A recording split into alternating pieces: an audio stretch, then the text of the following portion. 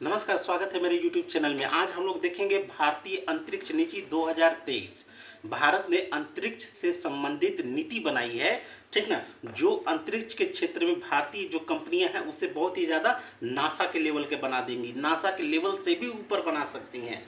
तो केंद्रीय मंत्रिमंडल की जो सुरक्षा संबंधी समिति है, उन्होंने भारतीय अंतरिक्ष नीति 2023 को अनुमोदित कर दिया है, लागू कर दिया है।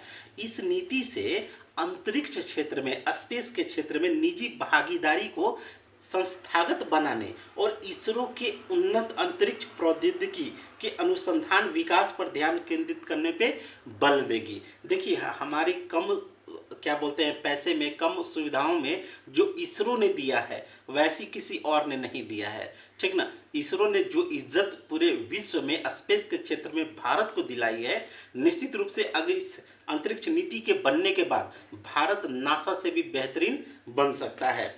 अंतरिक्ष सुधारों को, इस नीति से अंतरिक्ष सुधारों को बल मिलेगा।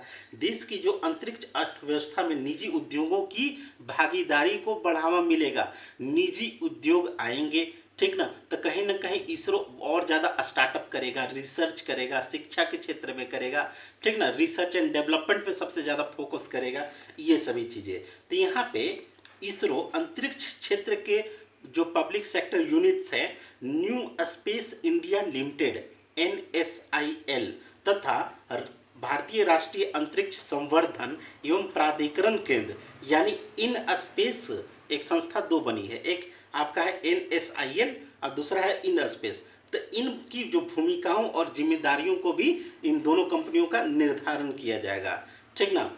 अब अंतरिक्ष से जुड़ी रणनीतिक गतिविधियों का जो संचालन है वो आपका न्यू स्पेस इंडिया लिमिटेड द्वारा मांग आधारित मोड पर किया जाएगा, ठीक ना। जिसे भी जो सैटेलाइट, जो उपग्रह, जो चीज़ें बनानी है उसके आधार पे ये बनाएगी।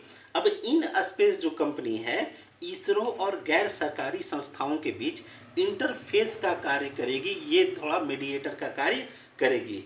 इसरो क्या है, इससे नई तकनीक, नई प्रणालियों के साथ अनुसंधान और विकास पे फोकस करेगा, ठीक ना। ये चीज़ें होती हैं। इसरो के मिशनों के परिचालन की जो जिम्मेदारी होगी वो NSIL को दी जाएगी और अंतरिक्ष में निजी क्षेत्र की भूमिका को, इसे प्रोत्साहन को बहुत ज़्यादा बल मिलेगा, ठीक है। अब यहाँ पे हम लोग देखेंगे कि जिसमें उपग्रह निर्माण, रॉकेट लॉन्च व्हीकल, डेटा संग्रह, प्रसार शामिल हैं और काफ़ी कम शुल्क पर निजी क्षेत्र इसरो को सुविधाओं का उपयोग आराम से इसे कम कर सकते हैं, जिससे इस क्षेत्र में बुनियादी ढांचे में निवेश को प्रोत्साहन मिलेगा। भविष्य में यह नीति भारत को वैश्विक अंतरिक्ष अर्थव्यवस्था में अपनी हिस्सेदारी को 2% से बढ़ाकर 10% करने में सहायक होगी। कहीं ना कहीं जिस तरह से ONGC है, जब से महारत्न कंपनी बनी है, देखिए बहुत ज़्यादा डेवलप किया है। तो अगर इसरो और अंतरिक्ष क्षेत्र में कहीं ना कहीं भारत सरकार अगर निजीकरण लाना चाहती है तो यह भारतीय अंतरिक्ष अर्थव्यवस्था के लिए बहुत बड़ा बूस्ट होगा, बहुत ही बड़ा विस्फोट होगा, जो इसको बहुत ऊपर तक, नासा के लेवल तक इसे पहुंचाई जा सके।